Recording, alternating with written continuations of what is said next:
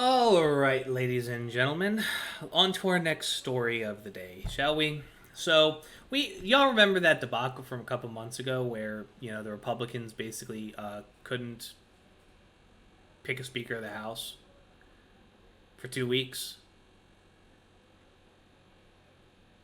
And then they didn't, vote to raise the debt ceiling, which if you don't do, the country's economy implodes. It's not greenlighting more money, it's agreeing to pay the money back you spent. It's like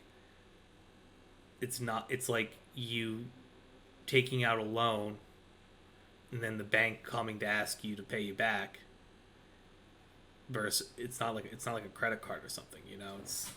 But that's how Republicans like to frame it because they're morons and they like using it.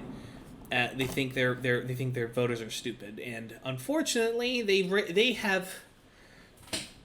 they're trying to do an 11th-hour rewrite before a vote, following a closed-door conference meeting on Wednesday morning when Speaker Kevin McCarthy, this fucking rube, walked members through some of the 11th-hour changes. A number of conservatives and members representing ethanol-producing states who had initially signaled opposition began to fall in line. GOP leaders are now expressing confidence they're on track to pass the bill later Wednesday, even as a small handful of members are still threatening to vote against it. McCarthy can only afford to lose 4 votes.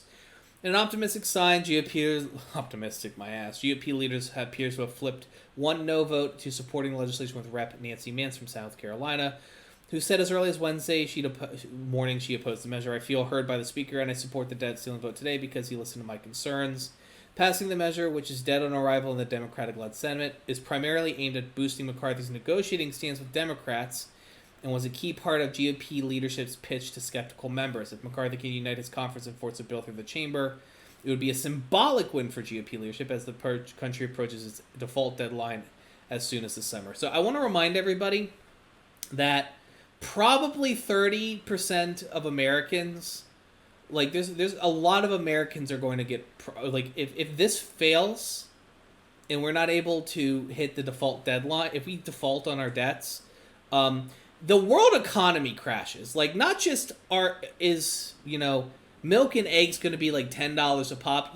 A lot of people are going to lose their jobs. You very well might lose your job. I'm going to lose my job. That's what will happen. GOP leaders, however, face 2 stubborn pockets of opposition, probably right-wing Nazi lunatics in their own party. Despite an intense whipping effort and weeks of negotiations over the proposal, after the House Rules Committee recessed before midnight Tuesday night, leaders scrambled behind the scenes to find a way to convince 2 different groups of holdouts to back their legislation. When the Rules Committee came back in the early Wednesday morning hours, they had a series of changes that they hoped would get them the votes they needed. Among those changes, Republicans agreed to allow proposed work requirements for Medicaid beneficiaries. Hold on.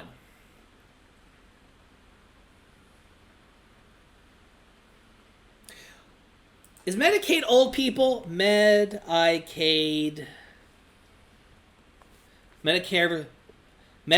is for anyone. Okay.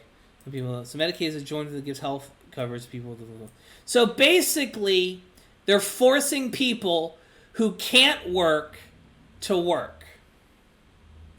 Great. Ain't that fucking peachy? Goddamn demons, Republicans are. They're all fucking evil. The politicians are, at the very least.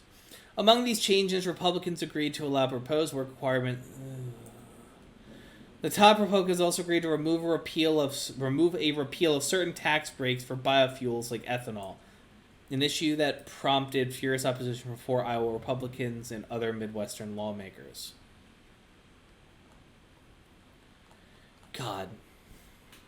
They're such fucking clowns, man. Pathetic.